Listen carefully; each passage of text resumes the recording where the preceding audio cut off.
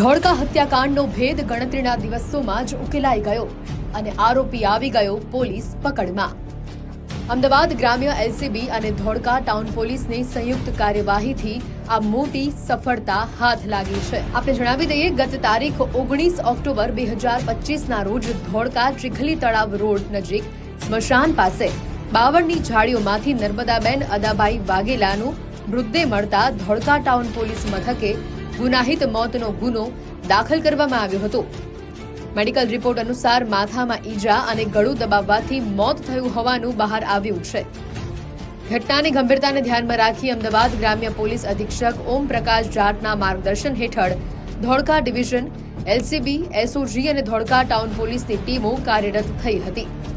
Dog squad, FSL તથા technical ટીમોની મદદથી CCTV footage, human source તથા ટેકનિકલ એનાલિસિસ દ્વારા તપાસ હાથ ધરવામાં આવી। આ તપાસના આધારે હ્યુમન સોર્સથી મળેલી ચોક્કસ બાતમી પર પોલીસે આરોપી નવઘણભાઈ ઉર્ફ કાળુ બાબુભાઈ દેવી પૂંજક, જે વિરમગામ ખાતે રહેતો હતો, તેને ઝડપી પાડ્યો છે। પ્રાથમિક પૂછપરછ દરમિયાન આરોપીએ મરણ જનાર સાથે દુષ્કર્મનો પ્રયત્ન કરી બોલાચાલીના તબક્કે તેની હત્યા કરી હોવાની કબૂલાત પણ કરી છે।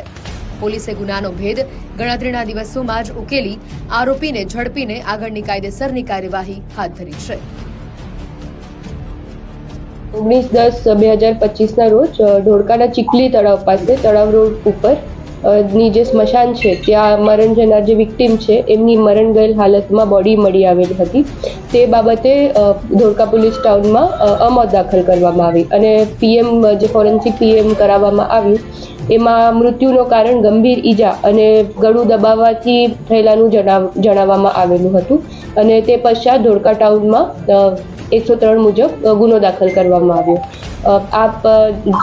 આના માટે Om Prakash Jat sir, SP Ahmedabad rural સરની અને આઈજી સર વિધિ ચૌધરી મેમની સૂચના અનુસાર વેરિયસ ટીમ્સ બનાવવામાં આવેલી હતી અને જેમાં એલસીબી, એસઓજી સહિત બ્રાન્ચેસ અને ધોળકાના લોકલ પોલીસનું ટીમ્સ બનાવીને અલગ અલગ માધ્યમથી પૂછપરછ કરવામાં આવેલી હતી, જેમાં human sources, technical sources, CCTV સાથે સાથે જે આજુબાજુમાં લેબરર્સ છે, કોન્ટ્રાક્ટર્સ છે, ફેક્ટરીઝ છે, તમામથી આશરે 100 થી 150 લોકોની ઊંડાણપૂર્વક પૂછપરછ કરવામાં આવેલી હતી અને ચોક્કસ બાતમી આધારે હ્યુમન સોર્સિસના માધ્યમથી એક માણસ છે જે આપણો મુખ્ય આરોપી છે આમાં નવઘણભાઈ બાબુભાઈ, એમની પૂછપરછ કરવામાં આવેલી હતી અને નવઘણભાઈ બાબુભાઈ ઉંમરનું 25 વર્ષ છે।